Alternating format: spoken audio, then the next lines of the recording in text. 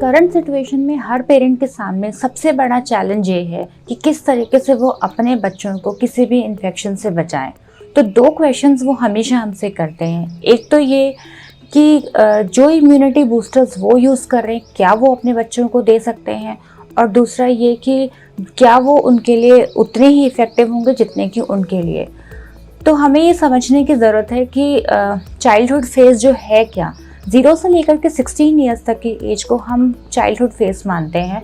तो जो चीज़ें हम अपने लिए यूज़ कर रहे हैं जैसे अश्वगंधा, गिलोय, तुलसी, च्यवनप्राश, ये सारी चीज़ें हम अपने बच्चों को भी दे सकते हैं। लेकिन इम्पॉर्टेंट चीज़ ये है कि एक्चुअली इम्यूनिटी जो है वो बच्चों की डिपेंड किस पर करती है। बच्चों की जो इम्यूनिटी है वो डिपेंड करती है उनके अच्छे और हेल्दी डाइजेशन के ऊपर। तो हमें सारे कोशिश हमें ये करनी चाहिए कि बच्चों का जो डाइजेशन है वो अच्छा रहे। इसलिए ज़रूरी है कि हम 3 चीज़ों का ध्यान रखें। सबसे पहली चीज़, अच्छे डाइजेशन के लिए ज़रूरी ये है कि वो समय पे खाना खाएं और एक रेगुलर इंटरवल पे खाएं। थोड़ी थोड़ी देर पर जो मंचिंग का कॉन्सेप्ट है ये गलत है, इसे हमें रोकना चाहिए। दूसरी चीज़ ये है कि बच्चे जो हैं वो कफ के प्रभाव में होते हैं, ये पूरा फेज़ कफ के प्रभाव में होता है। तो जितनी ठंडी चीज़ें वो लेंगे, जितनी भारी वो चीज़ें लेंगे, उससे उनका डाइजेशन ख़राब होगा और उनकी इम्यूनिटी बिगड़ेगी। ठंडे चीज़ से मतलब सिर्फ फ्रिज में रखा हुआ खाना ही नहीं है। सुबह का खाना बना हुआ खाना रात में खाना, रात का बना हुआ खाना सुबह तक इस्तेमाल करना, ये भी ठंडे की कैटेगरी में आता है। इसलिए हमें ज़रूरी है कि हम बच्चे को नया और फ्रेशली कुक्ड खाना बनाएं, हल्का खाना बनाएं जो जल्दी उनको डाइजेस्ट हो जाए। ऐसे के अंदर हम उनका जो खाना है उसके अंदर थोड़ी इलायची या सिनेमम या अदरक, ऐसी चीज़ों को हम उनकी डोज के हिसाब से या उनका जितना क्वांटिटी है उसके हिसाब से हम उनको ऐड कर सकते हैं। च्यवनप्राश तो हम जानते ही हैं कि बेस्ट इम्यूनिटी बूस्टर है।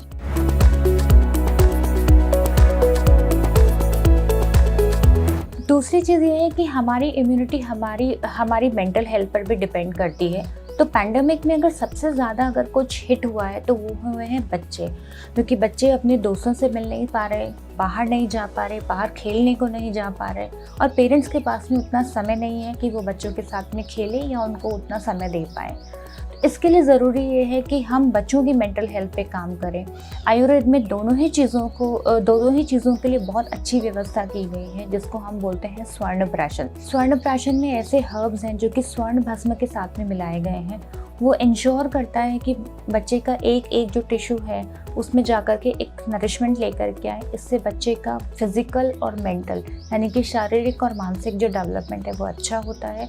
बच्चे के चिड़चिड़ेपन को वो कम करता है, उसकी मेमोरी और उसकी कंसंट्रेशन को इम्प्रूव करता है।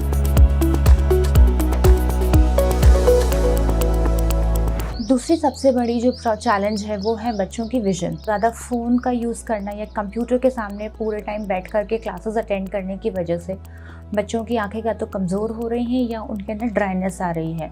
इसके लिए हम क्या कर सकते हैं कि 1 ग्लास दूध के अंदर बच्चों को 1 चम्मच हम घी डाल करके पिला सकते हैं, या रात को सोते समय उनके तलवों के नीचे थोड़ी घी की मसाज कर सकते हैं।